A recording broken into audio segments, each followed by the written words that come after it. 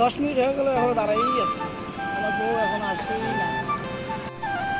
ওই যে আসতেছে আসতেছে, এই মাত্র আসতেছে। এই যে দেখো ভাড়াইলো মাত্র, আর কী করতেছে মোবাইলে আমি জানি না। আমার বউ আমার জন্য আইসক্রিম নিয়ে এসেছে আজকে, আইসক্রিম খাবো আমরা।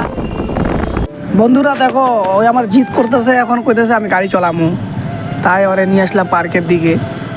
তো ওই গাড়ি চলাইতেছে দেখো, প্রায় আধা ঘন্টার মতন চালানো হয়ে গেল।